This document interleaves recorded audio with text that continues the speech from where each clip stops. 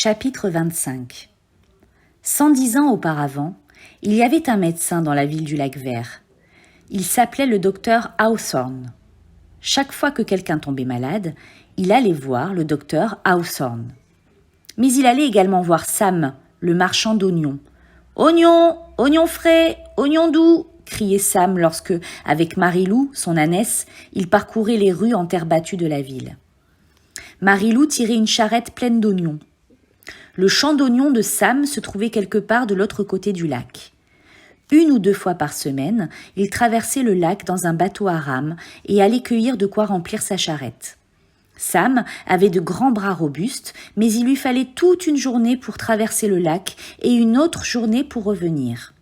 La plupart du temps, il laissait Marie-Lou dans une étable que les Walker lui donnaient le droit d'utiliser gratuitement, mais parfois, il emmenait l'ânesse avec lui dans son bateau.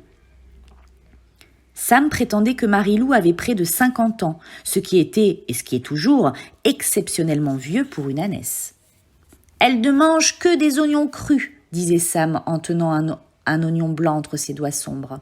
« C'est le légume magique qu'a produit la nature. Si on ne mangeait que des oignons crus, on vivrait 200 ans. » Sam n'avait pas beaucoup plus de 20 ans et par conséquent, personne ne pouvait être vraiment sûr que Marie-Lou était aussi vieille qu'il le prétendait.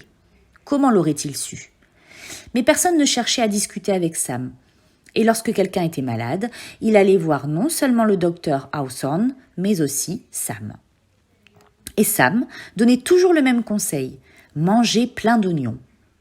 Il affirmait que les oignons étaient excellents pour la digestion, le foie, l'estomac, les poumons, le cœur et le cerveau. Et si vous ne me croyez pas, regardez donc la vieille Marie-Lou, elle n'a jamais été malade un seul jour dans sa vie.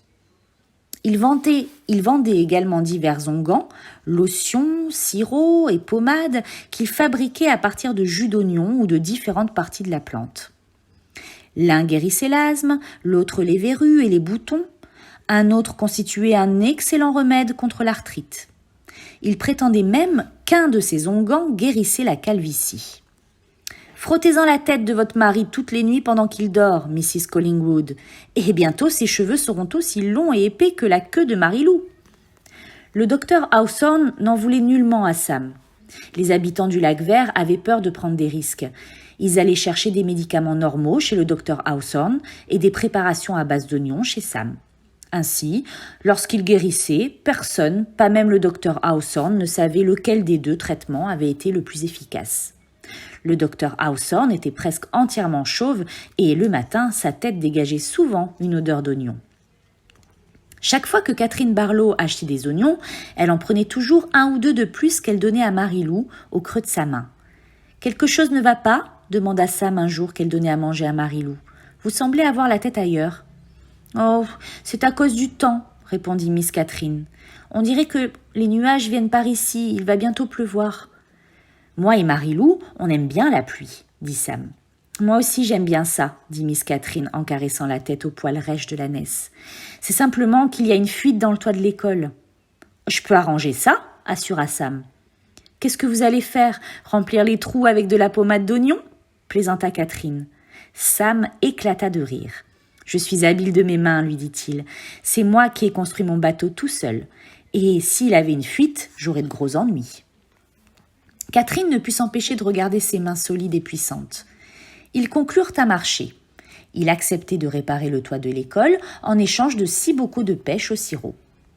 Sam mit 1 semaine à réparer le toit car il ne pouvait travailler que l'après-midi, après la sortie des classes et avant les cours du soir.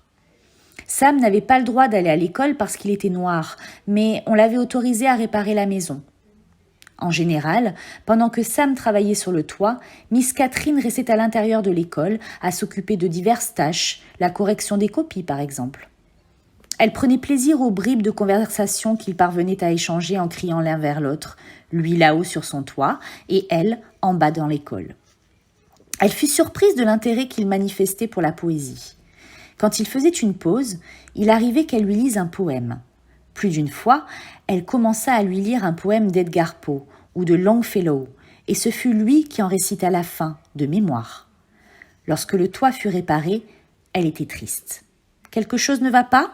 demanda-t-il. « « Oh si, ça va très bien, vous avez fait un travail magnifique, » répondit-elle. « Simplement, les fenêtres ne veulent pas s'ouvrir. Les enfants et moi, on aimerait bien avoir un peu d'air de temps en temps. »« Je peux arranger ça, » dit Sam. Elle lui donna 2 autres bocaux de pêche et Sam répara les fenêtres. C'était plus facile de lui parler quand il s'occupait des fenêtres. Sam lui livra alors le secret de son champ d'oignons de l'autre côté du lac. « Les oignons y poussent toute l'année et l'eau coule en remontant la pente, dit-il. » Lorsque les fenêtres furent réparées, elle plaignit de son bureau qui était un peu branlant. « Je peux arranger ça, » dit Sam. Quand elle le revit, elle lui signala que la porte était de travers et elle passa un nouvel après-midi en sa compagnie pendant qu'il la réparait.